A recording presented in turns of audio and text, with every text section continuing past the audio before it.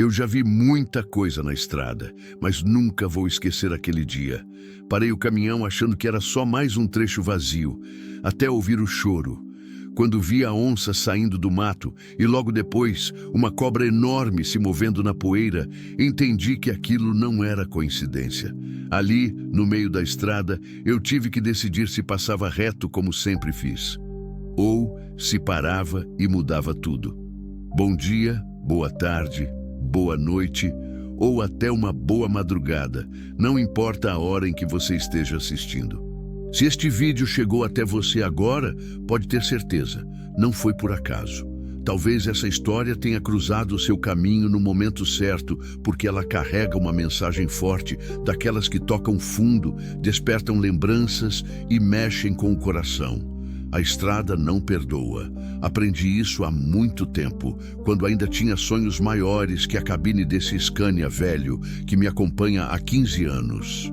Agora, aos 47, o que tenho são quilômetros na memória, cigarro barato no bolso e uma solidão que pesa mais que qualquer carga. Meu nome é Valdir, Valdir dos Santos.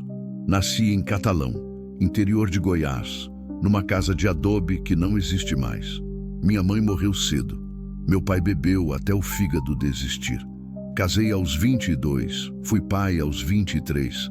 Perdi tudo aos 31. Não por acidente, não por doença. Perdi por ausência. A estrada me chamou quando eu tinha 18 anos. Comecei ajudando um tio a fazer fretes pequenos entre Catalão e Goiânia. Depois vieram as cargas maiores, as distâncias mais longas, as noites dormindo na boleia porque o dinheiro do motel era melhor guardado para diesel. Fui subindo devagar, comprei meu próprio caminhão aos 26. Achei que tinha vencido, mas a estrada cobra o preço dela. Quando minha filha nasceu, eu estava em Teresina. Quando ela deu os primeiros passos, eu estava voltando de Belém. Quando falou papai pela primeira vez, eu estava parado num posto em Imperatriz, ouvindo a notícia pelo telefone, tentando não chorar na frente dos outros motoristas. Prometi que ia melhorar. Prometi que ia ficar mais em casa. Mas a estrada não solta fácil quem ela abraça. Minha ex-mulher, Célia, aguentou 6 anos. 6 anos me esperando chegar, me vendo partir, criando nossa filha sozinha, enquanto eu mandava dinheiro e acreditava que isso bastava. Não bastava. Nunca bastou. Quando ela me deixou, levou a Isabela junto. Tinha todo o direito. Eu era um fantasma que aparecia de vez em quando, cheirando a cigarro e cansaço, trazendo presente comprado em posto de gasolina. Isabela tem 16 anos agora. Mora em Anápolis com a mãe e o padrasto. Um homem bom, eu sei. Um homem que está lá, que vê ela crescer, que conhece as amigas dela, os professores, os namoros. Um homem que eu devia ter sido. Tentei me aproximar algumas vezes. Mandava mensagem, ligava, oferecia visita. No começo ela respondia.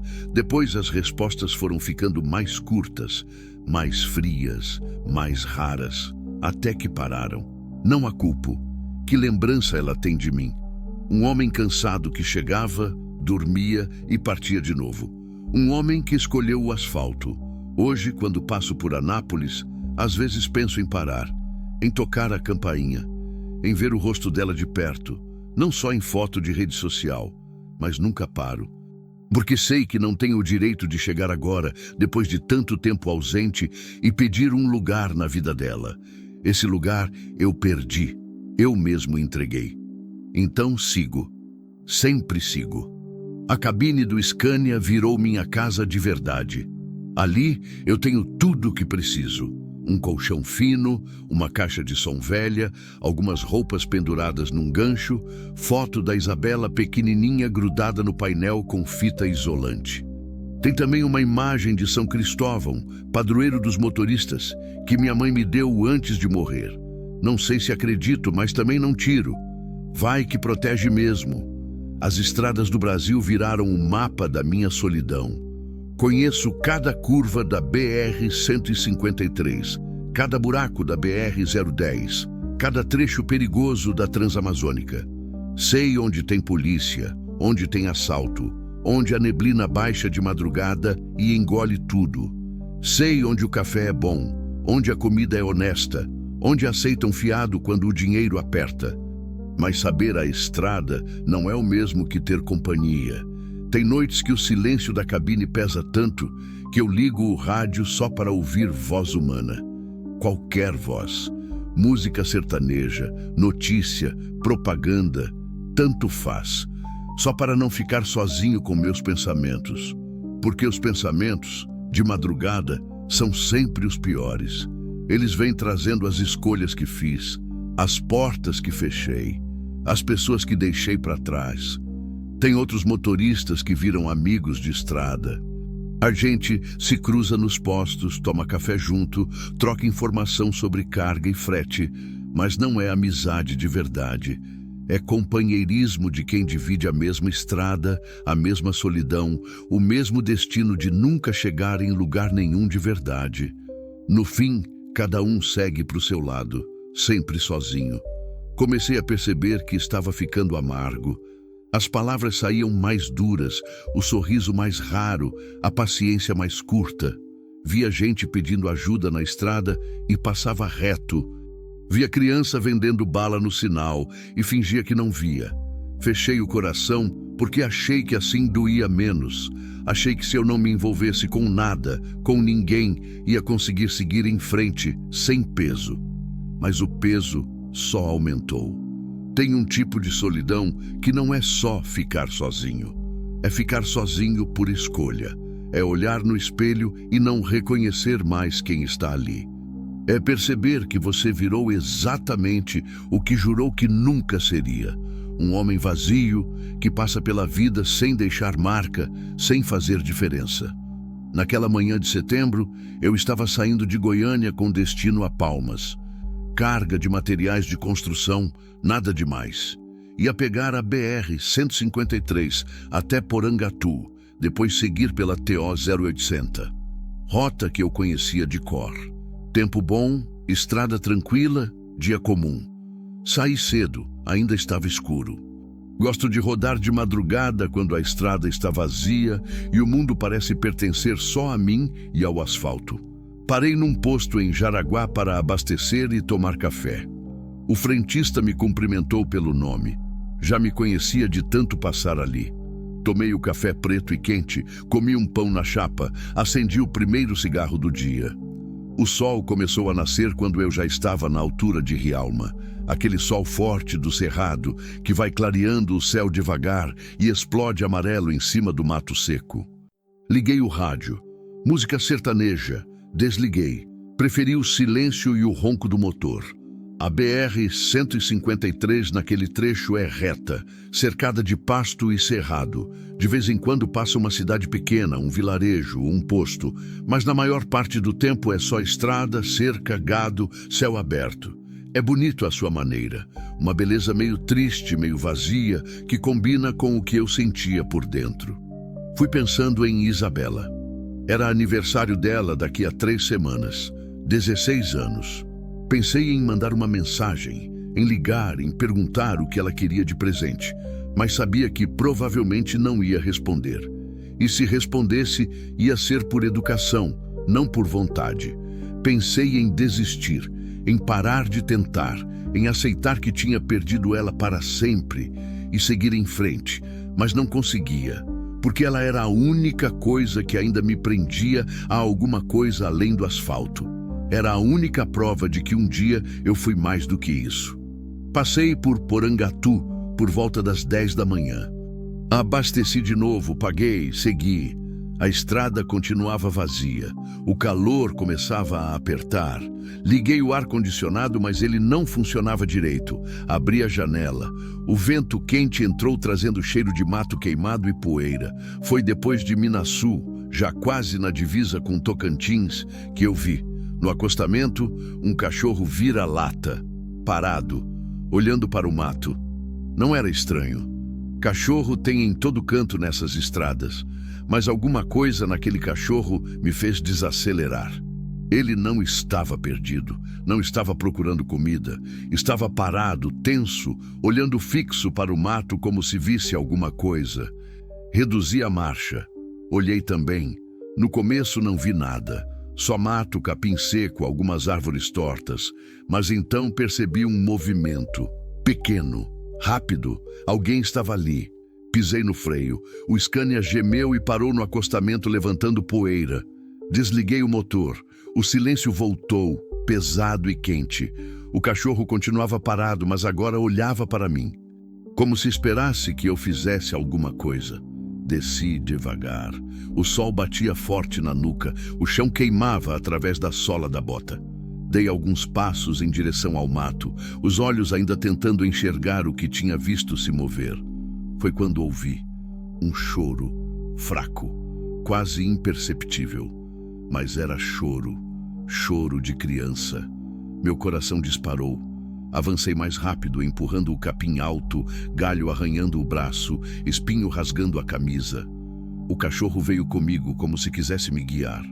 Então eu vi ela, uma mulher jovem, devia ter uns 20 e poucos anos.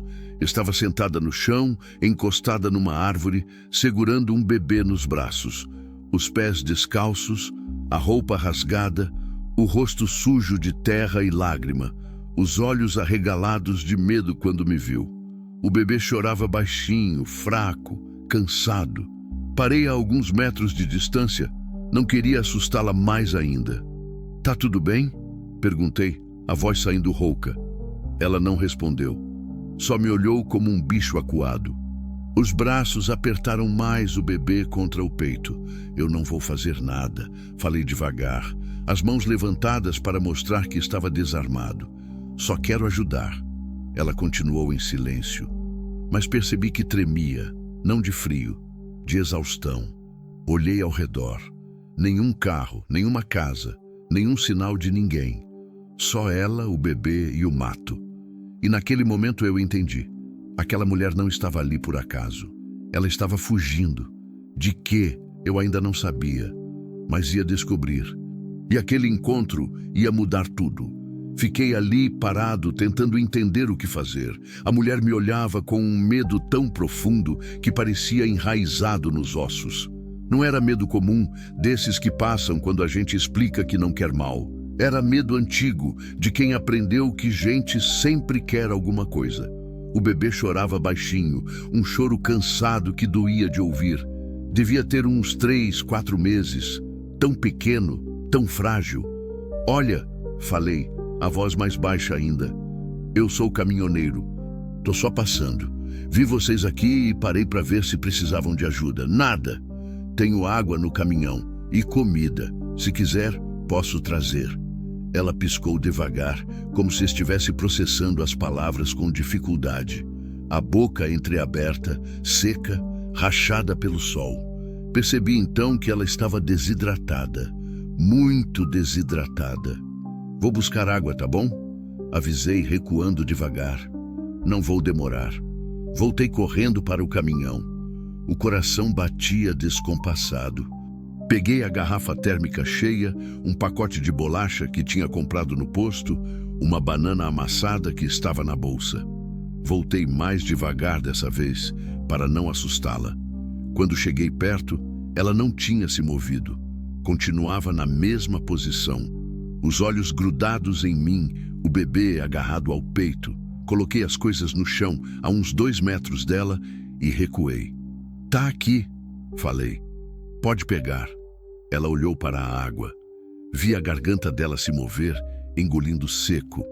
A necessidade brigando com o medo. Por fim, a necessidade venceu.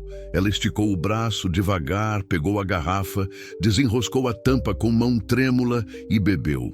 Bebeu rápido, desesperado, a água escorrendo pelo queixo. Quando parou, ofegante, molhou os dedos e passou nos lábios do bebê. Ele choramingou, a boquinha tentando sugar o dedo molhado. "Ele precisa mamar", falei. "Você está conseguindo amamentar?" Ela me olhou, como se a pergunta fosse uma armadilha. Mas depois de um silêncio longo, balançou a cabeça. Não estava conseguindo. Merda. "Tenho que levar vocês para a cidade", falei. "Ele precisa de leite, precisa de médico." "Não, A voz dela saiu fraca, rouca, mas firme. Não pode me levar para a cidade. Por quê? Silêncio. Olha, moça, eu não sei o que está acontecendo, mas esse bebê está passando mal. Ele precisa de ajuda. Eles vão me achar, ela disse, e a voz quebrou. Se eu for para a cidade, eles vão me achar. Quem vai te achar? Ela fechou os olhos. Lágrimas escorreram pelo rosto sujo. Olhei ao redor de novo. A estrada continuava vazia. O sol continuava queimando, e eu estava ali, no meio do nada, com uma mulher desesperada e um bebê morrendo de fome. Toda a minha vida eu tinha passado reto, tinha visto gente precisando de ajuda e seguido em frente porque não era problema meu, porque eu tinha carga para entregar, porque envolvimento sempre cobra um preço alto demais. Mas daquela vez, alguma coisa dentro de mim se recusou a ligar o motor e partir. Tá bom, falei. Não vou te levar para a cidade se você não quer. Mas deixa eu pelo menos buscar leite para o menino. Tem um vilarejo daqui a uns 20 quilômetros. Vou lá, compro o leite, volto. Você fica aqui escondida. Ninguém vai saber. Ela me estudou por um longo tempo, procurando mentira, procurando armadilha. Por que você está fazendo isso? Perguntou. Não soube responder. Porque eu mesmo não sabia. Ou sabia, mas não queria admitir. Estava fazendo porque precisava. Porque tinha passado anos inteiros fugindo de tudo que exigisse que eu parasse, que eu me envolvesse, que eu sentisse alguma coisa além de cansaço. Porque tô vendo vocês precisando, respondi. É só isso. Não era só isso, mas era tudo o que eu conseguia dizer. Ela assentiu devagar, uma permissão silenciosa. Voltei para o caminhão. Peguei mais água, mais comida. Deixei tudo perto dela. Disse que voltava logo. Subi na cabine, liguei o motor e segui pela estrada com o peito apertado e a cabeça cheia de perguntas, sem resposta. O vilarejo se chamava Dois Irmãos. Pequeno demais para aparecer no mapa, mas grande o suficiente para ter um mercadinho, um posto, uma igreja. Desci do caminhão e fui direto ao mercado. O dono, um senhor de uns 60 anos, me cumprimentou com a simpatia desconfiada de quem vive em lugar pequeno. Preciso de leite para beber, falei. Leite em pó, mamadeira, essas coisas. Ele me olhou curioso, mas não perguntou nada. Povo do interior aprende cedo a não meter o nariz onde não é chamado. Me mostrou as prateleiras. Peguei leite em pó, mamadeira, chupeta, fralda, lenço umedecido. Peguei também pão, mortadela, suco, bolacha. Paguei tudo, agradeci, saí. Quando estava subindo de volta no caminhão, um homem se aproximou. Devia ter uns 50 anos, barriga de cerveja, boné sujo, olhar duro. Você vem de onde? Perguntou sem rodeio. De Goiânia, respondi. Tô indo para Palmas. Viu alguém na estrada? Mulher nova? Com bebê? O coração disparou. Mantive o rosto neutro. Não vi ninguém, falei. Por quê? Ele me estudou por um segundo longo demais. Só perguntando, disse. Tem uma mulher fugida por aí, perigosa. Se vir, não dá carona não. Tá bom, respondi subindo na cabine. Valeu o aviso. Liguei o motor e saí devagar, controlando a vontade de pisar fundo e sair correndo dali. Pelo retrovisor, vi o homem parado no meio da rua me observando. Perigosa, ele tinha dito. Perigosa. Olhei para as sacolas no banco do passageiro. Leite, fralda, comida. Aquela mulher não era perigosa. Ela estava em perigo. E eu tinha acabado de me meter no meio disso. Voltei pela mesma estrada, o pé um pouco mais pesado no acelerador. O sol estava no meio do céu agora, e o calor dentro da cabine era insuportável mesmo com as janelas abertas. Suor escorria pelas costas, grudava a camisa no banco. Quando cheguei no lugar onde tinha deixado ela, freei no acostamento e desci rápido, as sacolas na mão. O cachorro ainda estava ali, deitado na sombra rala de uma árvore. Quando me viu, levantou e balançou o rabo. Entrei no mato chamando baixo. Não queria gritar e atrair atenção. Ela estava no mesmo lugar, mas agora estava deitada de lado, o bebê aninhado no braço, os olhos fechados. Por um segundo terrível, pensei que tivesse morrido. "Moça!" chamei, me aproximando rápido. "Moça!" Ela abriu os olhos devagar, viva, mas mal. "Trouxe o leite", falei, me ajoelhando ao lado dela. "Vou preparar, tá bom?" Abri a mamadeira nova, coloquei água da garrafa térmica, despejei o leite em pó, tampei e chacoalhei. O bebê chorava fraco, a boquinha procurando o seio seco da mãe. "Deixa eu tentar", pedi. Ela me olhou, hesitou, mas depois entregou o filho. Peguei o bebê com cuidado, assustado com o quanto ele era leve, frágil, pequeno. Encostei o bico da mamadeira nos lábios dele. Ele sugou devagar no começo, depois com mais força. Mamou rápido, desesperado. A mulher me observava, as lágrimas escorrendo de novo. "Como ele se chama?" perguntei. "João", ela respondeu, a voz um fio. "João Pedro. E você?" Silêncio. "Rosa", disse por fim. "Meu nome é Rosa." João mamou até a mamadeira esvaziar. Depois arrotou e adormeceu nos meus braços, finalmente em paz. Devolvi ele para a mãe com cuidado. Ela o apertou contra o peito e fechou os olhos, como se estivesse agradecendo a Deus. "Rosa", falei baixo, "você precisa me contar o que está acontecendo. Tem gente procurando você, perguntaram de você lá no vilarejo." Ela abriu os olhos. O medo voltou. "Eles não vão parar", disse. "Nunca vão parar." "Quem?"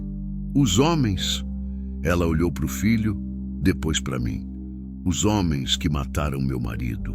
E ali, naquele chão de terra seca, debaixo de um sol que não dava trégua, Rosa começou a contar sua história. Rosa falou devagar, a voz saindo quebrada, como se cada palavra custasse um pedaço dela. Eu continuei ali, sentado no chão ao lado dela, ouvindo. O bebê dormia no colo dela, finalmente tranquilo. O cachorro se deitou perto como se também quisesse ouvir. Ela vinha de uma comunidade pequena chamada São Sebastião do Cedro, no norte de Goiás, quase divisa com Tocantins. Um lugar que nem aparece no mapa, apenas algumas famílias que viviam da terra há gerações. Plantavam mandioca, milho, feijão, criavam galinhas, porcos, nada de riqueza, mas tinha fartura, tinha paz. O marido dela se chamava Marcos, trabalhador, quieto, bom pai. Eles tinham se casado jovens, construído um barraco de madeira perto do córrego. João nasceu ali, nas mãos da parteira da comunidade, numa noite de chuva forte. Rosa lembrava de cada detalhe. O cheiro da terra molhada entrando pela janela, o choro do filho ecoando na madrugada, o jeito que Marcos tinha olhado para ela como se ela fosse a coisa mais importante do mundo. Isso tinha sido 4 meses atrás. 4 meses que pareciam 4 vidas. Tudo mudou quando os homens apareceram. Chegaram numa caminhonete preta, levantando poeira na estradinha de chão batido. 3 homens de terno, completamente fora de lugar naquele fim de mundo. Traziam papéis. Documentos. Diziam que a terra tinha dono agora, que tinha sido comprada legal, registrada em cartório, que todo mundo tinha 30 dias para sair. O povo da comunidade não acreditou. Aquela terra era deles havia décadas. Alguns tinham escritura velha, outros tinham só a posse mesmo, mas todos tinham direito. Procuraram um advogado em Porangatu. Ele confirmou. Os papéis dos homens eram falsos, grilagem, crime organizado. Fizeram denúncia na polícia. A polícia anotou tudo e não fez nada. Foram na prefeitura. O prefeito disse que não podia se meter. Foram no Ministério Público. O promotor prometeu investigar. Nada aconteceu. Aí os homens voltaram. Dessa vez, não vieram de terno. Vieram armados. Começaram com as ameaças. Picharam as casas durante a noite. Saiam ou morrem. Mataram o gado de um vizinho e deixaram os bichos apodrecendo no pasto. Tocaram fogo num barraco vazio só para mostrar que podiam. O medo começou a crescer. Algumas famílias pegaram o pouco que tinham e foram embora. Outras resistiram. Marcos era um dos que resistiram. Ele dizia que a gente não podia deixar eles ganharem. Rosa limpou o rosto com as costas da mão. Dizia que se a gente fugisse, nunca mais ia ter nada. Ia ficar para sempre correndo. Mas aí aconteceu o que sempre acontece quando gente simples enfrenta gente poderosa. Encontraram o corpo do seu Antônio na beira da estrada.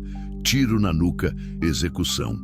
Ele era o líder da resistência, o que falava mais alto, o que ia atrás de advogado.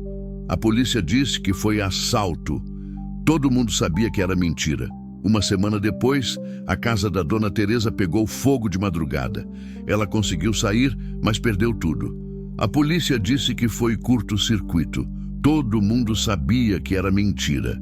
O medo virou terror. As famílias que ainda estavam lá começaram a ir embora de noite sem avisar ninguém, levando só o que cabia na mochila. Marcos continuou resistindo. Mas Rosa via que ele estava com medo também. Via no jeito que ele checava as janelas antes de dormir, no jeito que deixava a espingarda velha carregada perto da cama, no jeito que ele segurava João mais apertado quando ouvia barulho de motor na estrada. Eu pedi para ele ir embora. A voz de Rosa saiu num sussurro. Pedi todo dia. Falei que a gente podia recomeçar em outro lugar, que o João precisava crescer em paz. Mas ele não quis. Dizia que se a gente fugisse, ia carregar a vergonha para sempre. A noite que mudou tudo foi 3 semanas atrás. Rosa tinha acabado de colocar João para dormir quando ouviu o barulho dos motores. Vários carros subindo a estradinha, faróis iluminando a casa. Marcos mandou ela pegar o bebê e correr para o mato. Ela pegou João ainda dormindo, enrolou ele numa manta e correu.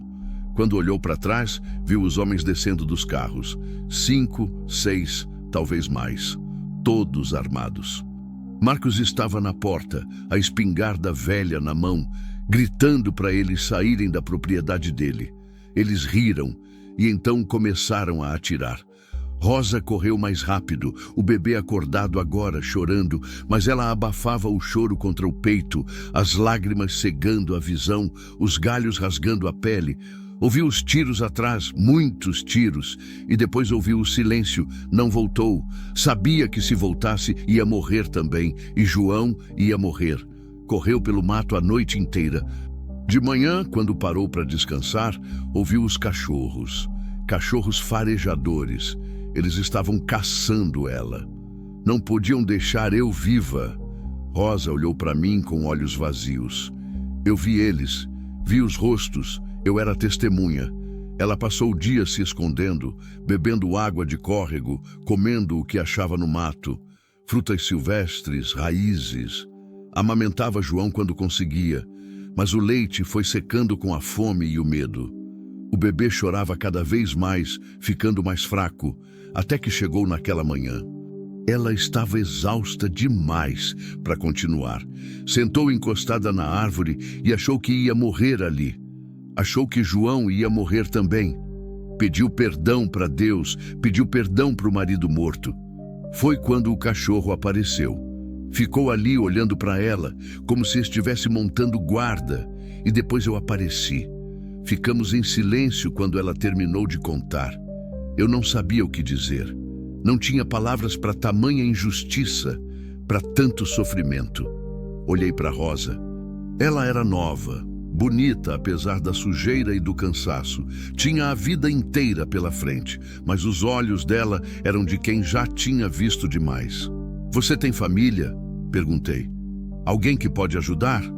Ela balançou a cabeça. Minha mãe morreu quando eu era criança. Meu pai não sei onde está.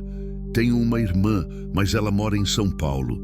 A gente não se fala há anos. E amigos? Alguém da comunidade? Todo mundo fugiu ou morreu. Olhei para o bebê dormindo, tão inocente, tão alheio ao inferno que a mãe dele estava vivendo. Você não pode ficar aqui, falei. Eles vão continuar procurando. Eu sei. Tem que denunciar, tem que ir na polícia de uma cidade maior, onde esses homens não tenham poder. Ela deu uma risada amarga. Polícia não vai fazer nada. Já fizemos denúncia antes e não deu em nada. Então o quê? Vai ficar fugindo para sempre? Não sei. A voz dela quebrou de novo. Só sei que não posso deixar eles matarem meu filho. Respirei fundo. Olhei para a estrada, olhei para o céu, olhei para Rosa e para o João. Toda a minha vida eu tinha evitado exatamente esse tipo de situação. Envolvimento, problema, responsabilidade. Tinha escolhido a estrada justamente porque ela não cobrava nada além de combustível e manutenção. Não tinha que ficar, não tinha que cuidar. Podia sempre seguir em frente, mas daquela vez, seguir em frente significava deixar uma mulher e um bebê morrerem. E por mais que eu tivesse passado anos construindo muros ao redor do meu coração, por mais que tivesse me convencido de que não me importava com nada nem ninguém, eu não conseguia fazer isso. Não conseguia passar reto outra vez. Escuta, falei, a decisão se formando enquanto eu falava. Eu tenho um lugar, um galpão velho que eu alugo para guardar o caminhão quando não estou rodando. Fica numa cidadezinha chamada Crixás, aqui perto. Ninguém vai lá. Você pode ficar escondida lá até a gente descobrir o que fazer. Rosa me olhou desconfiada. Por que você está fazendo isso? Era a segunda vez que ela perguntava. E eu continuava sem ter uma resposta boa. Porque é o certo, respondi. E percebi que acreditava nisso. Ela ficou me olhando por um longo tempo, procurando mentira, procurando interesse escondido. Mas tudo que ela viu foi um homem cansado oferecendo ajuda porque não sabia fazer outra coisa. Tá bom, disse por fim. A gente vai. Ajudei ela a levantar. As pernas dela tremiam, mal conseguindo sustentar o peso do próprio corpo. Segurei o bebê enquanto ela se apoiava em mim. Caminhamos devagar até o caminhão, o cachorro nos seguindo. Quando chegamos na cabine, ajudei Rosa a subir. Ela sentou no banco do carona, segurando João contra o peito. Olhei para o cachorro. Você também vem, falei. Ele subiu atrás de mim, se acomodando no colchão da cabine, como se sempre tivesse morado ali. Liguei o motor. O Scania roncou de volta à vida. Olhei pelo retrovisor. A estrada atrás estava vazia. Olhei para frente. A estrada à frente continuava longa, mas pela primeira vez em muito tempo, eu não estava sozinho. E pela primeira vez em muito tempo, eu sentia que estava indo para algum lugar de verdade. A estrada até Crixás era curta, uns 80 quilômetros, mas pareceu durar uma eternidade. Rosa estava calada no banco do carona, o corpo tenso, os olhos grudados no retrovisor, como se esperasse ver a caminhonete preta surgindo a qualquer momento. João dormia, finalmente descansado depois de mamar. O cachorro tinha se acomodado atrás, a cabeça apoiada nas patas, mas os olhos continuavam alertas. Eu dirigia com metade da atenção na estrada e a outra metade procurando qualquer sinal de perigo. Cada carro que vinha na direção oposta fazia meu coração acelerar. Cada caminhonete que aparecia no retrovisor fazia minha mão apertar o volante com mais força, o que eu tinha acabado de fazer. A pergunta martelava na minha cabeça. Eu tinha pegado uma mulher, fugindo de assassinos, e colocado ela no meu caminhão. Tinha me metido numa história de grilagem de terra, de morte, de crime organizado. Eu que sempre passei reto, que sempre evitei problema, que sempre escolheu a estrada justamente porque ela não pedia nada além de seguir em frente. E agora estava levando o problema direto para dentro da minha vida. Mas quando olhei para Rosa, o jeito que ela segurava o filho, o medo nos olhos, o corpo inteiro tremendo mesmo com o calor, eu soube que tinha feito a única coisa possível. Não dava para passar reto daquela vez. Tem água aí embaixo, falei, quebrando o silêncio. E mais bolacha. Pode comer à vontade. Rosa pegou a garrafa e bebeu devagar dessa vez, controlando a vontade de engolir tudo de uma vez. Ofereceu água para o bebê de novo, molhando os lábios dele com os dedos. Obrigada, ela disse tão baixo que quase não ouvi. Não precisa agradecer. Precisa sim. Ela olhou para mim. Muita gente passou por aquela estrada. Ninguém parou. Senti um aperto no peito. Porque eu sabia que em qualquer outro dia, em qualquer outro momento da minha vida, eu também teria passado reto. Teria visto o cachorro parado, teria achado estranho, mas teria seguido em frente. Teria inventado uma desculpa. Não é problema meu, tenho carga para entregar, não posso me meter em confusão. Mas alguma coisa naquele dia tinha sido diferente. Alguma coisa tinha me feito parar. Como você aguentou? Perguntei. 3 semanas no mato, com um bebê, sem comida, sem ajuda. Rosa ficou olhando pela janela, para o cerrado seco passando rápido. Eu não tinha escolha, respondeu. Ou eu aguentava, ou a gente morria. E eu não ia deixar o João morrer. Não depois de tudo. E o Marcos? Arrisquei. Você tem certeza que ele... Eu sei que ele morreu. A voz dela saiu dura. Ouvi os tiros. Muitos tiros. Ninguém sobrevive àquilo. Silêncio pesado encheu a cabine. Eu não sabia o que dizer. Não tinha palavras de consolo para uma dor daquele tamanho. Eu fico pensando, Rosa continuou, a voz começando a tremer. Se ele sofreu, se foi rápido, se ele pensou na gente nos últimos segundos. Não faz isso, falei. Não fica remoendo essas coisas. Como eu não vou pensar? Ele morreu me protegendo, morreu dando tempo para eu fugir com nosso filho. As lágrimas começaram a escorrer pelo rosto dela de novo, silenciosas. Ela limpou com raiva, como se estivesse brava consigo mesma por chorar. Eu devia ter ficado, disse. Devia ter ficado com ele, e morrer também, e deixar o João órfão. Mas agora o João tá órfão do mesmo jeito. Só tem eu. E eu não sei por quanto tempo vou conseguir manter ele vivo. Você já conseguiu manter ele vivo por 3 semanas no mato, falei. Isso já é mais do que muita gente conseguiria. Ela não respondeu. Só ficou olhando para o filho, a mão passando pelos cabelos finos do bebê, como se quisesse decorar cada detalhe. Continuamos em silêncio.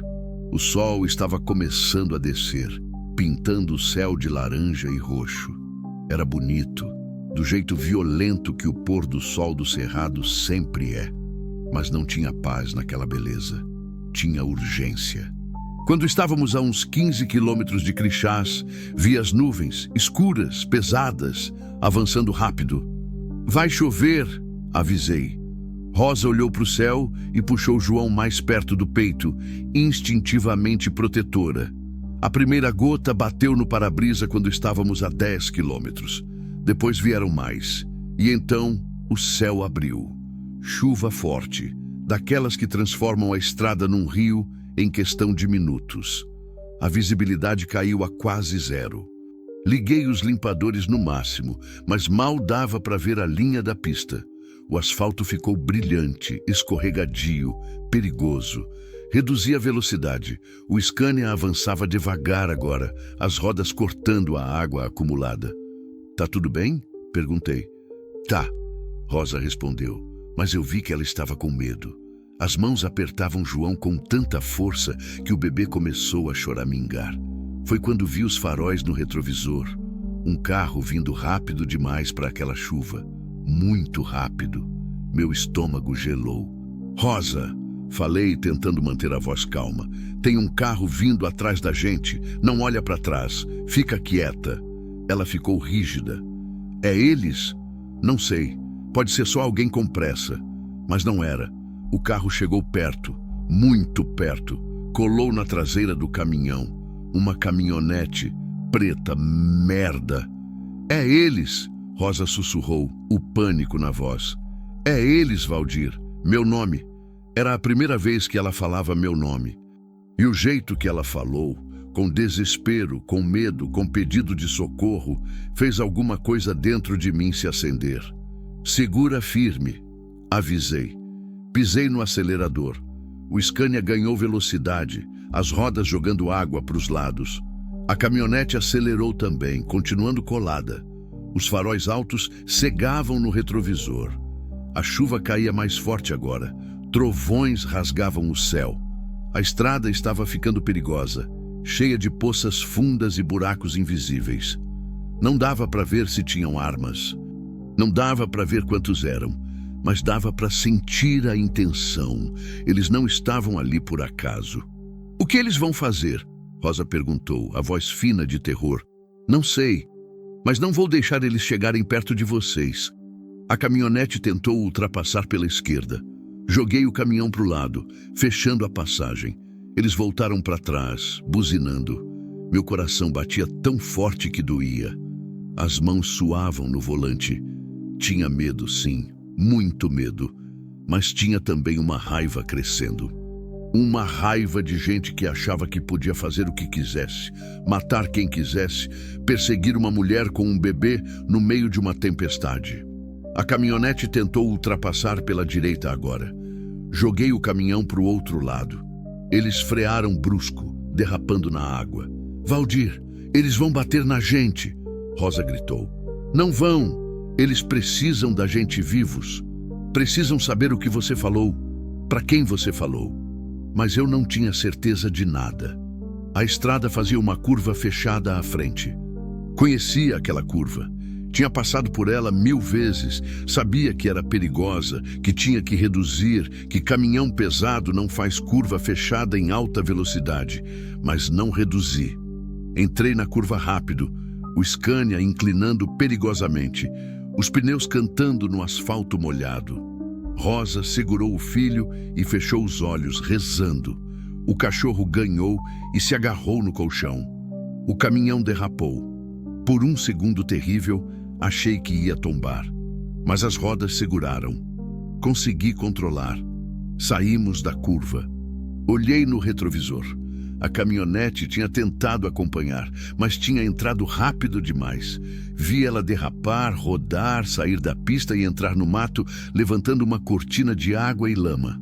"Eles saíram da pista", falei, o alívio explodindo no peito. Rosa abriu os olhos, olhou para trás. A caminhonete estava parada no meio do mato, os faróis ainda acesos, mas não se movendo. "A gente conseguiu", ela sussurrou.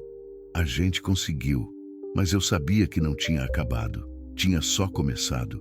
Pisei fundo e segui em frente, a chuva continuando a cair com fúria, lavando a estrada, lavando o caminhão, mas não lavando o medo que tinha se instalado no meu peito. Crixás apareceu na frente como um farol na escuridão. Pequena cidade, pacata, onde nada nunca acontecia. Onde eu tinha alugado um galpão velho perto da saída, só para ter um lugar para deixar o caminhão quando não estava rodando. Nunca imaginei que ia usar ele para esconder gente. Entrei na cidade, as ruas desertas por causa da chuva. Segui até o galpão. Parei na frente do portão. Desci no meio da tempestade, a água gelada encharcando em segundos, e abri o cadeado com dedos trêmulos. Entrei com o caminhão. Fechei o portão atrás, desliguei o motor. Silêncio, só a chuva batendo no telhado de zinco, fazendo um barulho ensurdecedor. Respirei fundo, tentando acalmar o coração. Rosa estava imóvel no banco do passageiro, os olhos arregalados, o bebê apertado contra o peito. Ela olhou para mim. "Agora o quê?" perguntou. Eu olhei em volta, para o galpão escuro e vazio. Para o caminhão que era minha casa, para a mulher e o bebê que eu tinha acabado de salvar.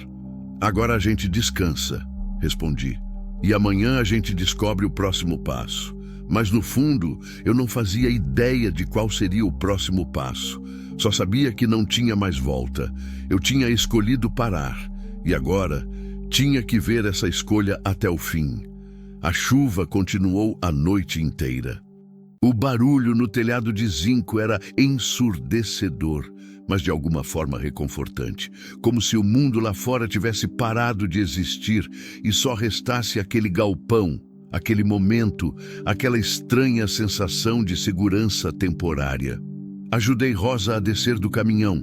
As pernas dela mal seguravam o peso do corpo. 3 semanas fugindo, sem descanso de verdade, sem comida suficiente, amamentando um bebê com o próprio corpo esgotado. Era milagre ela ainda estar de pé. O galpão era simples. Paredes de tijolo sem reboco, chão de cimento rachado, algumas prateleiras velhas com ferramentas enferrujadas, uma bancada onde eu consertava o que quebrava no caminhão. Nos fundos tinha um banheirinho minúsculo com vaso sanitário e uma ducha fria. Não era muito, mas era melhor que o mato. Pode usar o banheiro, falei, pegando uma toalha velha que estava pendurada num prego. A água é fria, mas pelo menos é limpa. Rosa olhou para o banheiro como se fosse um palácio. Pegou a toalha, segurou João mais apertado e entrou, fechando a porta atrás de si. Ouvi a água cair. Ouvi ela chorar baixinho, tentando abafar o som. Fingi que não ouvi. Todo mundo tem direito de chorar sozinho. Enquanto ela se lavava, preparei um lugar para ela dormir. Tirei o colchão fino da cabine do caminhão, estendi no chão, cobri com o lençol menos sujo que tinha. Não era confortável, mas era melhor que o chão duro. O cachorro tinha se deitado perto da porta, montando guarda. Inteligente. Leal. Me lembrou de um vira-lata que eu tinha quando criança, antes de tudo desmoronar. Chamava Rex. Morreu atropelado quando eu tinha 10 anos. Chorei 3 dias seguidos. Rosa saiu do banheiro vestindo a mesma roupa suja, mas com o rosto limpo, o cabelo molhado preso num coque. Parecia outra pessoa, mais nova, mais frágil. João estava acordado, olhando em volta com aqueles olhos grandes que bebês têm, ainda sem entender nada do mundo. Deixa eu preparar mais leite para ele, ofereci. Preparei a mamadeira enquanto Rosa se sentava no colchão, as costas apoiadas na parede. Ela pegou a mamadeira e deu para o filho. João mamou com vontade, fazendo aqueles barulhinhos que bebês fazem. Abri uma lata de sardinha que tinha guardada, fiz sanduíche com o pão que tinha comprado. Dei para Rosa. Ela comeu rápido, quase sem mastigar, a fome mais forte que qualquer educação. Devagar, avisei. Você passou tempo demais sem comer direito. Se comer rápido demais, vai passar mal. Ela desacelerou, mas continuou comendo como se aquele fosse o último pão do mundo. Quando terminou, limpou os dedos na calça e olhou para mim. Você tem família? Perguntou. Esposa? Filhos? A pergunta me pegou de surpresa. Fiquei quieto por um tempo, procurando as palavras certas. Tive. Respondi finalmente. Uma filha, Isabela. Tem 16 anos agora. Tem? Então ainda tem. Não do jeito que conta. Acendi um cigarro, precisando de alguma coisa para fazer com as mãos. Não vejo ela há mais de 1 ano. Não falo com ela direito há mais tempo ainda. Rosa me estudou em silêncio, esperando que eu continuasse. Casei novo. Comecei, as palavras saindo devagar. 22 anos. A Célia tinha 20. A gente se conheceu num forró em Catalão. Ela era bonita, alegre, cheia de planos. Eu era caminhoneiro iniciante, achando que ia conquistar o mundo. Dei uma tragada longa, soltando a fumaça devagar. A Isabela nasceu 1 ano depois. Eu estava em Belém fazendo uma entrega. Quando voltei, ela já tinha 5 dias. 5 dias que eu perdi. Primeiros banhos, primeiras mamadas, primeiras noites sem dormir. Perdi tudo isso. Mas você voltou, Rosa disse. Isso que importa. Voltei e parti de novo. E voltei e parti. Joguei a cinza do cigarro no chão. Foi sempre assim. Eu chegava, ficava 2, 3 dias e saía de novo. Às vezes ficava semanas fora. 1 mês, 2 meses. Mandava dinheiro, ligava quando podia, mas não estava lá. Rosa continuou em silêncio, embalando João, que começava a pegar no sono de novo. A Célia aguentou 6 anos, continuei. 6 anos me esperando, criando a menina sozinha, fazendo papel de pai e mãe, enquanto eu rodava o Brasil. Até que um dia ela cansou, e eu não posso culpar ela. Eu teria cansado também. Você tentou ficar? Tentei. Quando ela falou em separação, eu tentei. Fiquei 1 mês em casa. Arrumei uns bicos na cidade, frete local, essas coisas, mas o dinheiro não dava. E a estrada chamava o tempo todo, como se eu não conseguisse respirar direito longe dela. Apaguei o cigarro no chão, esmagando-o a ponta com a bota. Aí a Célia conheceu outro cara. Um cara que trabalhava na prefeitura, funcionário público, salário certinho todo mês. Um cara que chegava em casa todo dia às 6 da tarde. Um cara que ia na reunião de pais da escola, que levava a Isabela no médico que estava lá. E você? Eu voltei para a estrada, porque era o que eu sabia fazer. Era o único lugar onde eu fazia sentido. Rosa ficou me olhando com uma expressão que não consegui decifrar.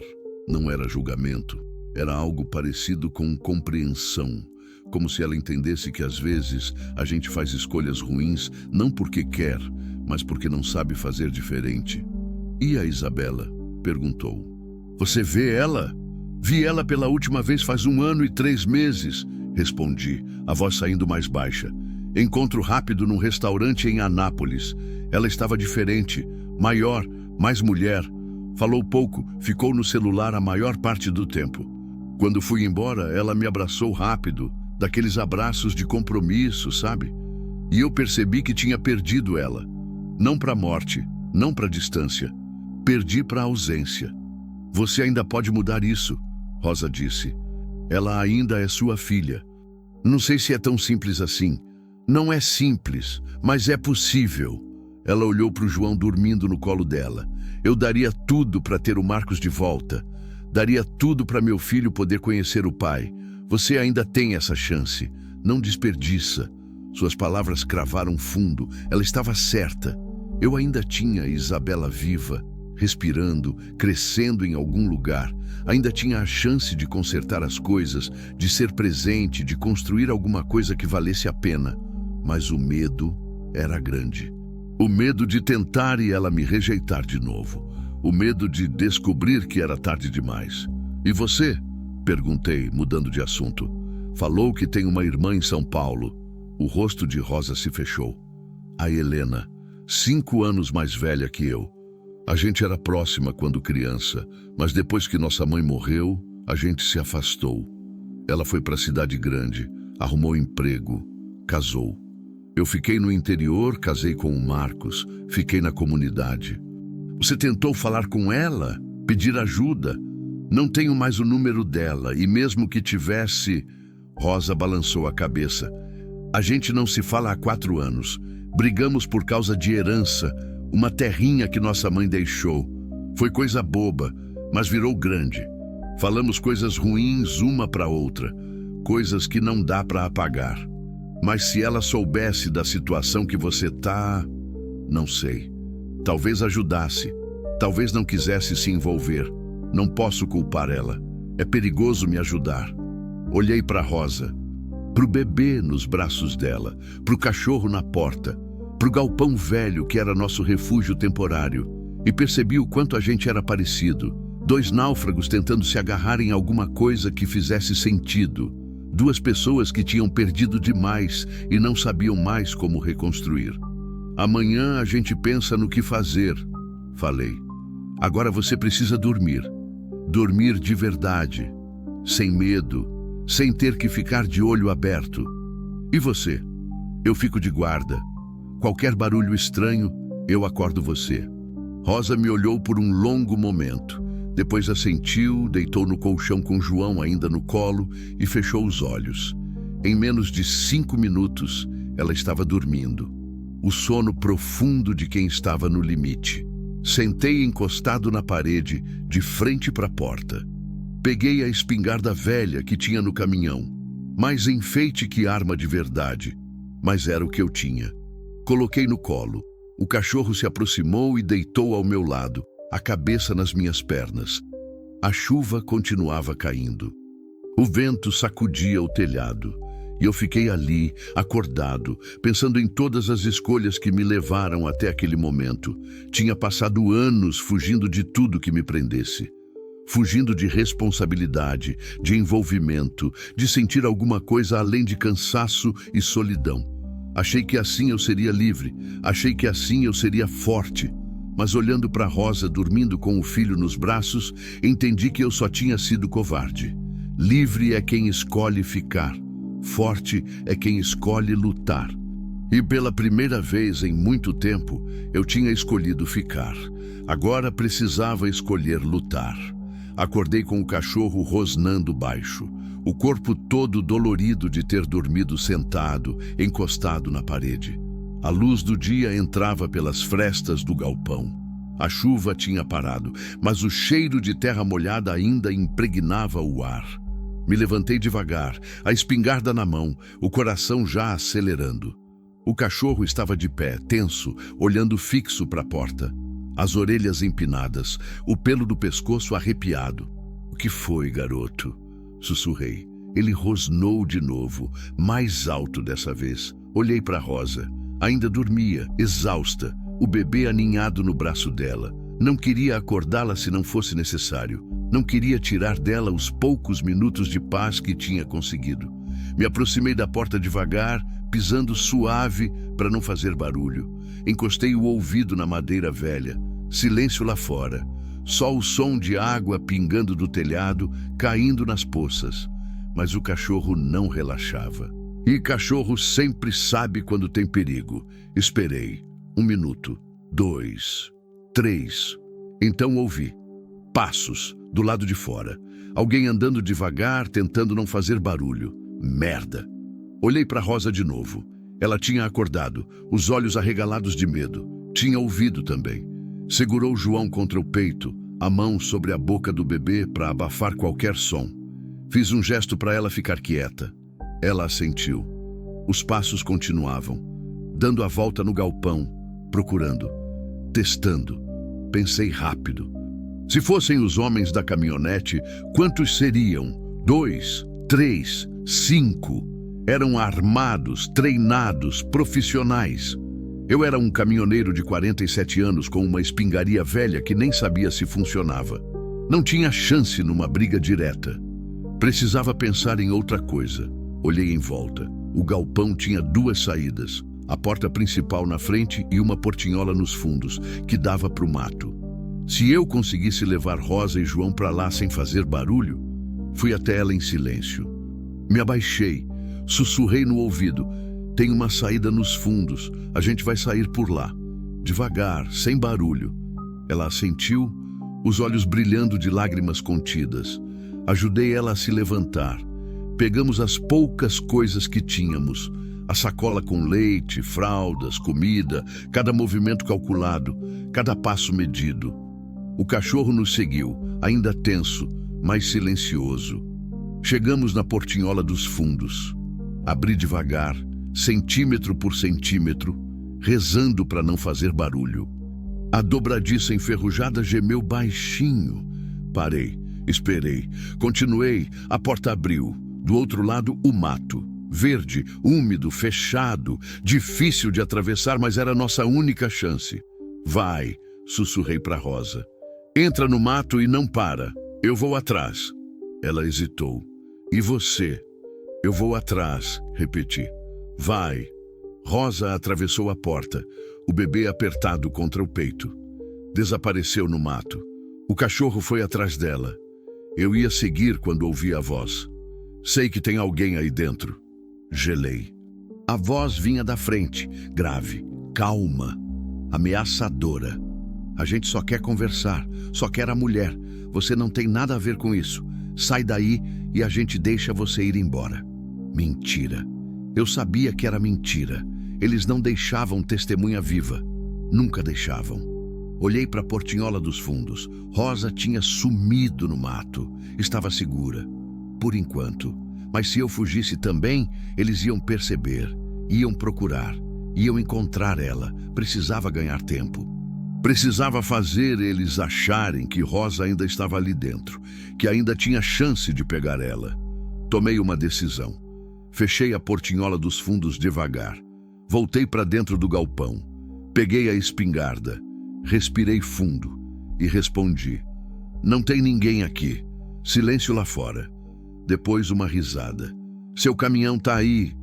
Vizinho disse que viu você chegar ontem de noite na chuva e não viu você sair. Malditos vizinhos curiosos.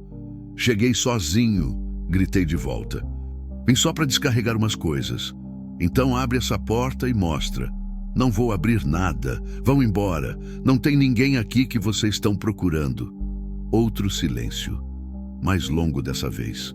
Então ouvi o barulho inconfundível de uma arma sendo engatilhada. Última chance, a voz disse.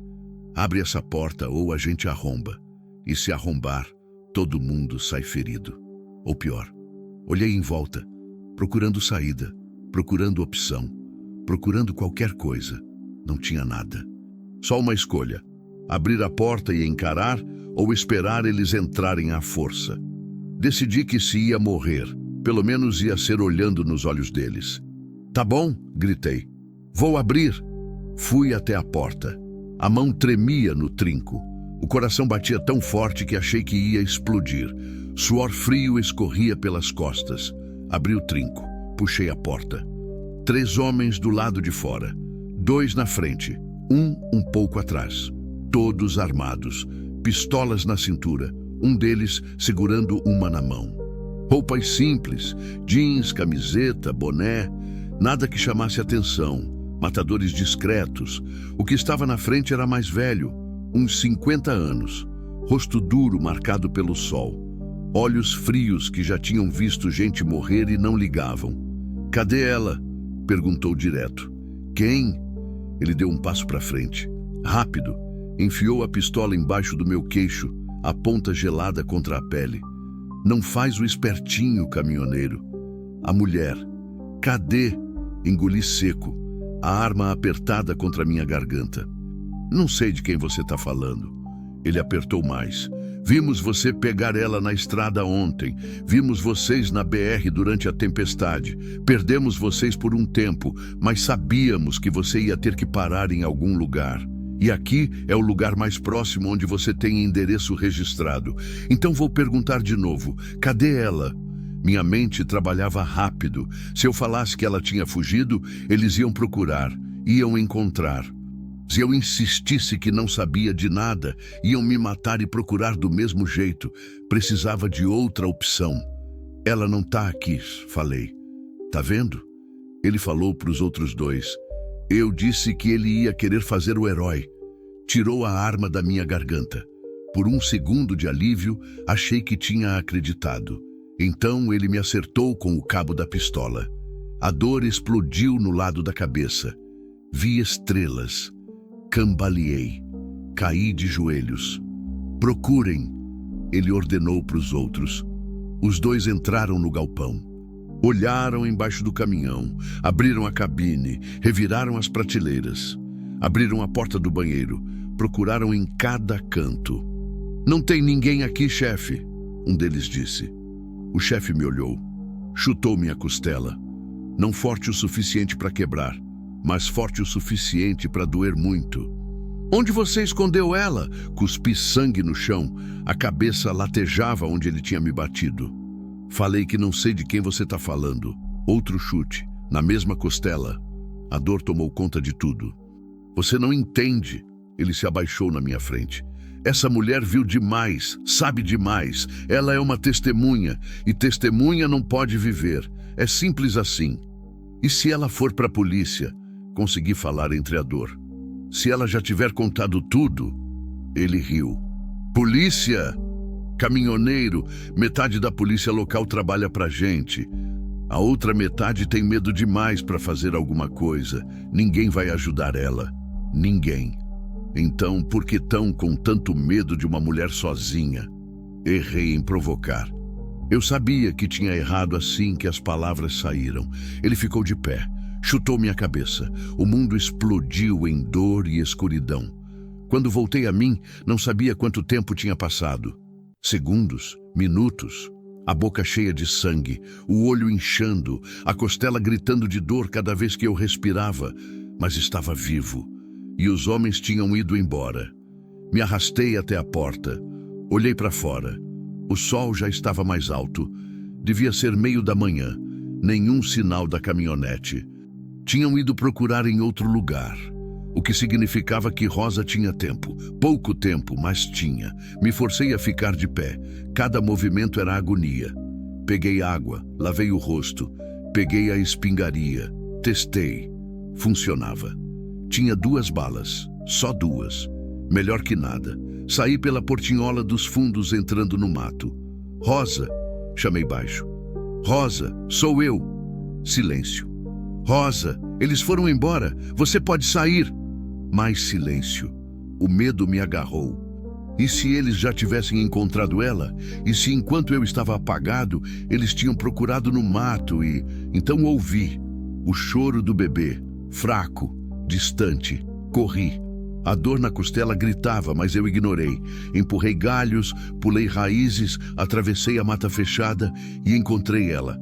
Rosa estava agachada atrás de uma moita, segurando João, o cachorro ao lado dela, fazendo guarda.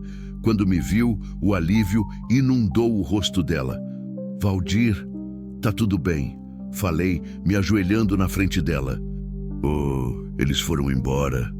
Por enquanto, ela viu o sangue no meu rosto, a boca que tinha levado o chute, o jeito que eu me movia protegendo a costela quebrada. Eles te machucaram. Ela sussurrou. Não foi nada. Foi sim. Você tomou uma surra por minha causa. Não foi por você, falei. Foi por fazer o que é certo. Rosa começou a chorar. Não choro de medo. Choro de quem entendeu que não estava sozinha. Que alguém tinha ficado. Que alguém tinha apanhado para proteger ela. Peguei ela pela mão. A gente precisa sair daqui, falei. Eles vão voltar. E quando voltarem, vão trazer mais gente. Para onde a gente vai? Olhei para o mato, para o céu, para a estrada que não dava mais para ver, mas que eu sabia que estava ali, esperando. Não sei, admiti. Mas a gente vai descobrir, juntos. E naquele momento, ferido, perdido, sem plano, eu percebi algo. Pela primeira vez na vida, eu não estava fugindo. Estava lutando. E isso fazia toda a diferença. Voltamos para o galpão com cuidado, os olhos atentos a qualquer movimento, qualquer som estranho. O cachorro ia na frente farejando o ar, as orelhas em pé. Se ele não dava sinal de perigo, a gente avançava. Se ele parava, a gente parava também. Dentro do galpão, a realidade era dura. Não dava mais para ficar ali. Eles sabiam onde eu morava, sabiam do galpão. Iam voltar com mais gente, mais armas, mais determinação. Preciso pensar, falei, mais para mim mesmo que para Rosa. Sentei na beirada do caminhão, a cabeça latejando, a costela doendo cada vez que eu respirava fundo. Rosa estava parada no meio do galpão, embalando João, que tinha voltado a chorar baixinho. O cachorro deitou aos meus pés, cansado, mas ainda vigilante. A gente não pode simplesmente fugir para sempre, Rosa disse, a voz baixa, mas firme. Eles vão continuar atrás de mim, vão continuar matando qualquer um que ajudar.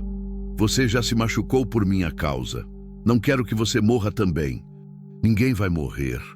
Você não pode prometer isso. Ela estava certa. Eu não podia. Acendi um cigarro com mão trêmula. Puxei a fumaça, tentando organizar os pensamentos. Tinha que existir uma saída. Sempre existia uma saída. Você falou que fizeram denúncia antes, comecei. Na polícia, na prefeitura, no Ministério Público. Nada deu certo. Nada. Ou eles ignoraram ou tinham sido comprados. Não sei qual é pior. Mas alguém recebeu essas denúncias. Alguém viu os papéis. Tem que ter registro em algum lugar. Rosa pensou por um momento. A Maria das Dores, ela disse de repente, uma das mulheres da comunidade. Ela era a que mais entendia dessas coisas de documento. Foi ela que juntou todos os papéis, tirou cópia de tudo antes de entregar. Disse que era importante ter prova guardada. E onde ela está? Não sei se ela fugiu ou... Rosa não completou a frase. Não precisava. Mas se ela estiver viva, pode ter essas cópias ainda? Pode. Ela era organizada, meticulosa. Se alguém guardou prova de tudo o que aconteceu, foi ela. Uma fagulha de esperança acendeu no meu peito. Pequena, frágil, mas era alguma coisa. Onde ela morava? Na comunidade mesmo, mas deve ter fugido quando tudo começou. Ela tem família? Algum lugar onde pudesse ter ido? Rosa pensou, mordendo o lábio. Tem uma irmã, a Helena. Mora em Porangatu. Elas eram próximas. Porangatu. Eu conhecia. Cidade pequena, umas 2 horas dali. Era arriscado. Muito arriscado. Mas se a gente conseguisse encontrar Maria das Dores, se conseguíssemos as provas... Tem mais uma coisa, Rosa disse, hesitante. Maria conhecia um promotor. Um que ela dizia que era honesto. Não sei o nome dele, mas ela falava que ele era de fora, que tinha vindo para a região exatamente para combater esse tipo de crime. Ela tentou falar com ele, mas nunca conseguiu marcar encontro. Disseram que a agenda dele estava sempre cheia. Ou estavam barrando o acesso, completei. Exato. Joguei o cigarro no chão e esmaguei com a bota. A decisão estava tomada. Era arriscado, insano até, mas era a única chance. A gente vai atrás da Maria das Dores, falei. Se ela estiver viva, se ela tiver as provas, a gente entrega para o promotor, pessoalmente, sem intermediário, sem dar chance de alguém barrar. E se eles pegarem a gente no caminho? Não vão pegar. Como você tem tanta certeza? Olhei para ela, pro bebê nos braços dela, pro medo nos olhos dela, que brigava com uma vontade desesperada de acreditar que ainda tinha jeito. Porque eu não vou deixar, respondi. Já passei a vida inteira fugindo de tudo que importava. Não vou fugir dessa vez. Rosa segurou meu olhar por um longo momento, depois assentiu.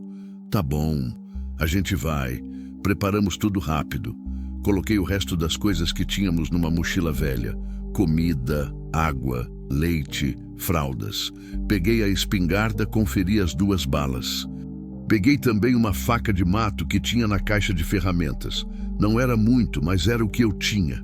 O problema era o caminhão. Eles conheciam o Scania, iam reconhecer de longe. Não dá para ir de caminhão, falei. Eles vão identificar na hora. Então como?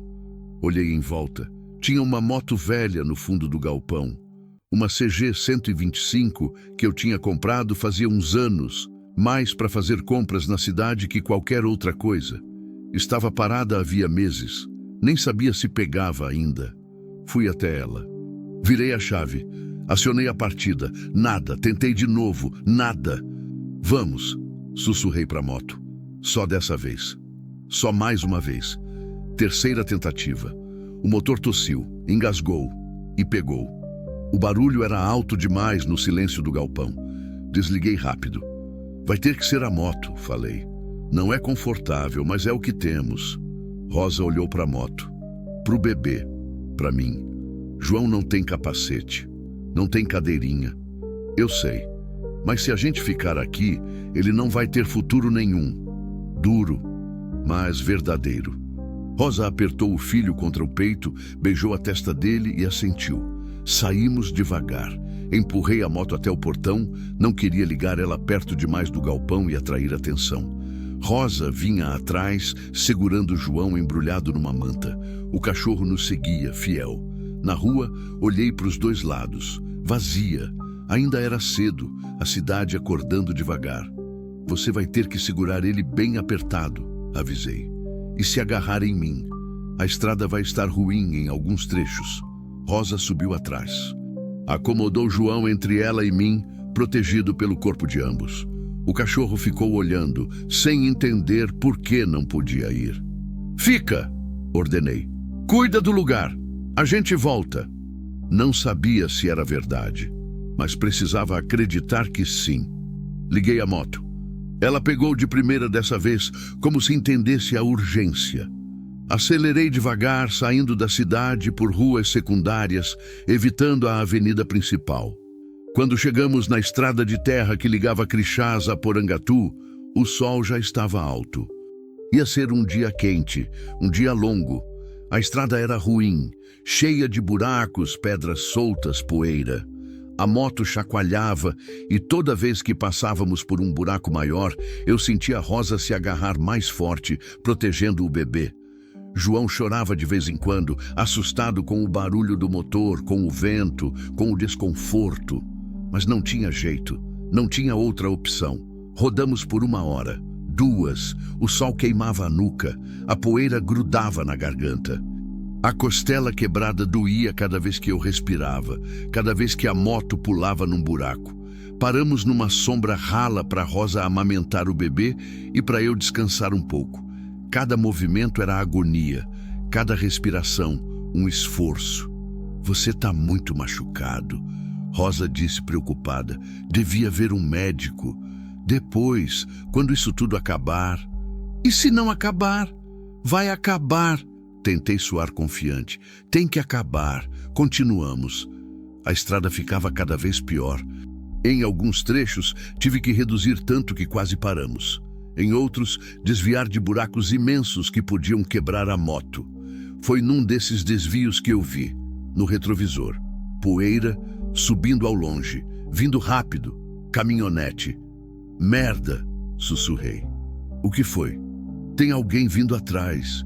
Rosa olhou para trás. Vi o corpo dela ficar tenso. É eles? Não sei, mas não vou esperar para descobrir. Acelerei. A moto respondeu, mas não era páreo para uma caminhonete. Eles iam nos alcançar. Era questão de tempo. A estrada fazia uma curva à frente. Depois da curva, lembrei, tinha uma entrada para o mato. Uma trilha velha que os fazendeiros usavam. Estreita demais para a caminhonete. Era a nossa única chance. Segura firme, gritei para Rosa. Entrei na curva derrapando, levantando poeira. Assim que saí da curva e eles perderam a visão por um segundo, joguei a moto para a esquerda, entrando na trilha. Galhos bateram no rosto, na mão, no braço. Espinhos rasgaram a roupa. Mas continuei, acelerando o máximo que dava na trilha estreita. Ouvi o barulho da caminhonete chegando na curva. Ouvi ela freando. Ouvi vozes gritando. Mas não ouvi ela entrar na trilha. Larga demais, como eu tinha pensado. Continuei pela trilha até não ouvir mais nada. Então parei. Desliguei a moto. Silêncio. Rosa estava tremendo atrás de mim. João chorava baixinho. Passou, falei, a voz saindo cansada. A gente conseguiu. Mas Rosa não respondeu. E quando olhei para ela, vi as lágrimas escorrendo. Não aguento mais, ela sussurrou. Não aguento mais fugir, mais ter medo, mais colocar meu filho em perigo. Desci da moto. Me virei para ela. Segurei o rosto dela com as 2 mãos, forçando ela a me olhar. Olha para mim, falei firme. A gente está quase lá. Quase. Só mais um pouco. Você é a mulher mais forte que eu já conheci. 3 semanas no mato sozinha com um bebê. Sem comida, sem ajuda.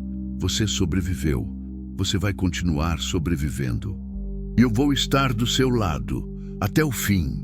Ela me olhou nos olhos, procurando mentira, procurando dúvida. Só encontrou certeza. Até o fim? Perguntou a voz fraca. Até o fim, prometi.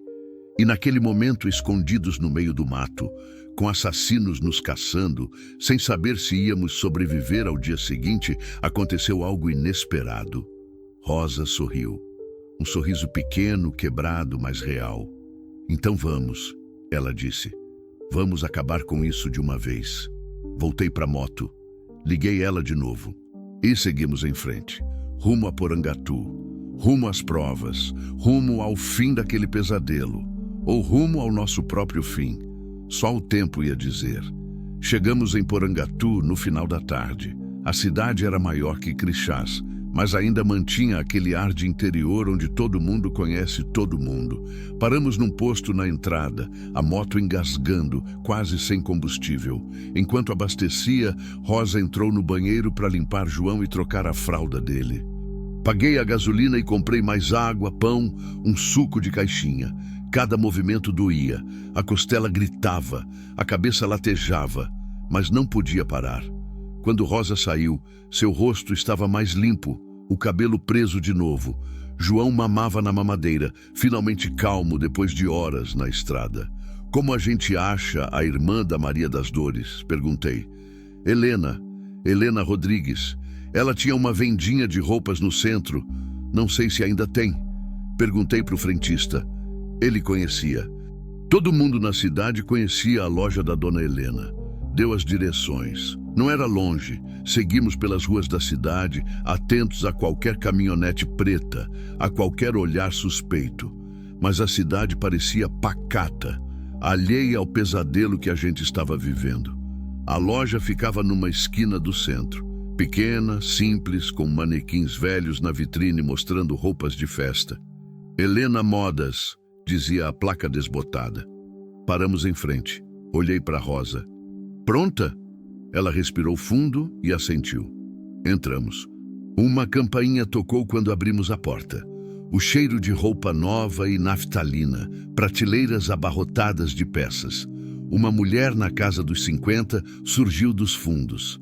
Alta, magra, cabelo grisalho preso num coque, os olhos afiados, o tipo de pessoa que percebe tudo. Quando viu Rosa, ela congelou. Meu Deus do céu! Sussurrou. Rosa? Oi, Helena. A mulher veio rápido, as mãos tremendo, os olhos já marejados. A gente ouviu que tinha morrido, que todo mundo tinha morrido. Maria chegou aqui há 2 semanas, contando horrores. Disse que viu sua casa pegando fogo, que tinha ouvido os tiros. O Marcos morreu. Rosa disse, a voz firme apesar da dor.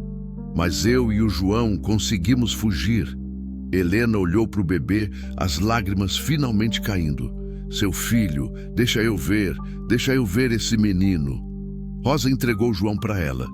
Helena segurou o bebê com cuidado, como se ele fosse a coisa mais preciosa do mundo. Beijou a testa dele, balançou ele devagar, chorando baixinho. Desculpa, ela disse depois de um tempo. Desculpa por tudo, pela briga, pelo tempo perdido. Desculpa por não estar lá quando você precisou. Você não podia saber, Rosa respondeu. Ninguém podia. Helena finalmente reparou em mim. Olhou das minhas roupas sujas para o rosto machucado, a desconfiança imediata nos olhos. E você é... Valdir. Eu ajudei ela na estrada. Ajudou como? Peguei ela e o bebê, quando estavam quase morrendo no mato. Dei abrigo, comida, dei uma chance. Helena me estudou por um longo momento. Depois assentiu, como se tivesse aprovado num teste silencioso. Bem, Valdir, você salvou minha irmã. Isso te torna família. Ela virou a placa da porta para fechado e trancou. Venham, vamos conversar lá em cima. Subimos uma escada estreita para os fundos da loja. Um apartamento pequeno, sala, cozinha, um quarto, simples mas limpo, organizado. Helena nos ofereceu cadeiras, preparou café. Maria tá aqui? Rosa perguntou. Tá. Chegou apavorada há 2 semanas. Trouxe só uma mochila nas costas. Tá dormindo no sofá. Helena serviu o café. Ela tá quebrada, Rosa. Viu coisas terríveis. Perdeu tudo. Eu também perdi tudo. Rosa disse baixinho. Eu sei. Helena segurou a mão dela. Eu sei. Tomamos o café em silêncio. O primeiro café quente em dias. Queimou a garganta, mas foi reconfortante. Helena trouxe pão, queijo, fruta. Comemos devagar, saboreando cada mordida. Maria ainda tem as cópias dos documentos? Perguntei. Helena olhou para mim, depois para Rosa. Tem. Guardou tudo numa pasta. Disse que era a única coisa que salvou da casa antes de fugir. A gente precisa ver esses documentos, falei. E precisamos encontrar o promotor que a Maria tentou contatar. Aquele que ela dizia que era honesto. Doutor Henrique, Helena disse. Henrique Tavares. É do Ministério Público Estadual.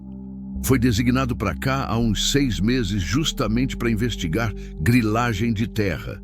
Mas Maria nunca conseguiu falar com ele. Sempre tinha alguém barrando. Porque tem gente infiltrada no sistema, completei. Gente que trabalha para os grileiros. Exatamente. Então a gente vai ter que chegar até ele de um jeito que ninguém consiga barrar. Naquele momento, uma porta se abriu. Uma mulher apareceu, baixinha, uns 40 anos, cabelo curto, olhos fundos de cansaço e medo. Quando viu Rosa, ela levou a mão à boca. Rosa, você tá viva? Tô viva, Maria. Eu e o João. Maria veio correndo, abraçou Rosa com força, as duas chorando, balançando, segurando uma na outra como se fossem se afogar se soltassem. Eu achei que tinha perdido todo mundo, Maria soluçou. Achei que era a única que tinha sobrado. Tem mais gente viva. Tem que ter. Rosa se afastou, limpou o rosto. E a gente vai fazer justiça por eles. Por todos eles. Maria olhou para mim. Quem é você? Um amigo. Rosa respondeu antes que eu pudesse. Um amigo de verdade. Maria assentiu. Ela sabia que em tempos como aquele, amigo de verdade valia mais que ouro. Você trouxe os documentos? Perguntei. Trouxe. Maria foi até um armário, mexeu nas prateleiras e tirou uma pasta grossa. Tá tudo aqui. Escrituras falsas, fotos das ameaças, nomes dos jagunços, registro das denúncias que fizemos e foram ignoradas. Até gravação de áudio de uma das ameaças. Peguei a pasta. Pesei na mão. Era pesada, cheia de provas, cheia de verdade. Isso aqui acaba com eles, falei, se chegar nas mãos certas. O problema é chegar nas mãos certas, Helena disse. Como vocês vão fazer isso? O promotor trabalha na capital, Goiânia. São mais de 200 quilômetros daqui e eles vão estar procurando vocês na estrada. Tinha razão. Era suicídio tentar ir de moto até Goiânia com Rosa e o bebê.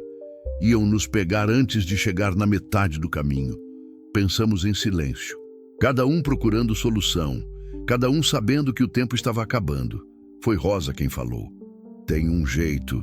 Ela olhou para mim. Um jeito perigoso. Mas pode funcionar. Qual? A gente liga para o promotor. Marca um encontro. Mas não em Goiânia. Aqui. Em território neutro, num lugar público, com testemunhas. Ele nunca vai vir, Maria disse. Já tentei marcar com ele meses atrás. Nunca deu certo. Mas dessa vez ele vai ter motivo. Rosa insistiu. A gente manda mensagem dizendo que temos provas de assassinato, de grilagem em massa, de envolvimento de autoridades locais, provas físicas, documentos, gravações. Ele não vai ignorar isso. Era arriscado. Se a mensagem caísse nas mãos erradas, se alguém interceptasse, estávamos mortos. Mas era a nossa melhor chance, talvez a única. Tem outro problema, falei. Mesmo que ele venha, os grileiros vão descobrir, vão tentar impedir. O encontro tem que ser em lugar muito público, com muita gente, onde eles não possam fazer nada sem ser vistos. Helena pensou por um momento. A praça da igreja, ela disse. Domingo, depois da missa das 10, fica lotado de gente, famílias inteiras. Se acontecer alguma coisa ali, todo mundo vai ver. Domingo, repeti. Faltam 2 dias, 2 dias escondidos, 2 dias rezando para não sermos encontrados, 2 dias entre a vida e a morte. A gente consegue, Rosa disse com convicção. A gente já aguentou 3 semanas, 2 dias é nada. Olhei para ela, para o bebê dormindo no colo dela, para Maria com a pasta de documentos, para Helena oferecendo abrigo mesmo sabendo do perigo. E percebi que não estava mais sozinho na luta, tinha um time. Pequeno, improvisado, assustado, mas era um time. Então vamos fazer, falei. Vamos acabar com isso de uma vez. Passamos os 2 dias seguintes, escondidos no apartamento de Helena. Ela fechou a loja, dizendo que estava doente. Ninguém suspeitou. Rosa cuidava de João.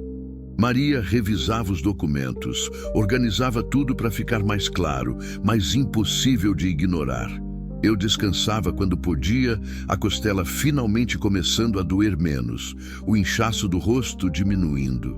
Helena fez o contato. Usou um telefone público, não deu nome. Só disse que tinha informações cruciais sobre crimes graves na região.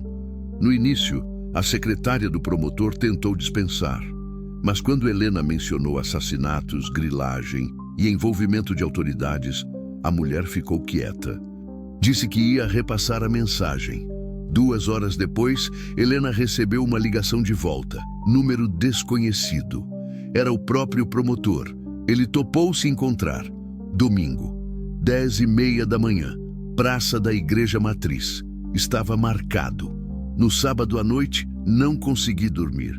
Ficava olhando para o teto, pensando em tudo que podia dar errado. Pensando que se falhássemos, Rosa e João morreriam. Maria morreria. Helena morreria. E eu morreria também. Mas se conseguíssemos, aquelas pessoas iam pagar. Justiça seria feita. E talvez, só talvez, a gente pudesse finalmente parar de fugir. Domingo amanheceu claro. Céu azul, sem nuvens. Um dia bonito, quente, cheio de promessa ou de perigo. Nos preparamos em silêncio. Rosa vestiu uma roupa limpa que Helena tinha dado. Arrumou João com carinho. Maria pôs a pasta numa bolsa discreta. Eu vesti a camisa menos suja que tinha. Tentei pentear o cabelo, esconder os machucados com a gola levantada. Às 10 horas, saímos, caminhando, como uma família normal indo para a praça num domingo de manhã. Helena ficou. Alguém precisava ficar como retaguarda. A praça estava cheia como Helena tinha previsto. Famílias com crianças, casais de idosos, adolescentes nos bancos, vendedores ambulantes oferecendo picolé, pipoca, a igreja ao fundo, imponente, os sinos tocando. Sentamos num banco de frente para a igreja. Esperamos 10h15, 10h20, 10h25. Meu coração batia cada vez mais rápido. E se ele não viesse? E se fosse armadilha? 10h30. Um homem de terno apareceu. Alto, uns 40 anos, pasta de couro na mão. Olhou em volta, procurando. Nossos olhos se encontraram. Era ele. Me levantei. Fiz um gesto. Ele veio na nossa direção. Foi quando vi a caminhonete preta entrando na praça. Merda! Sussurrei. Rosa, eles estão aqui.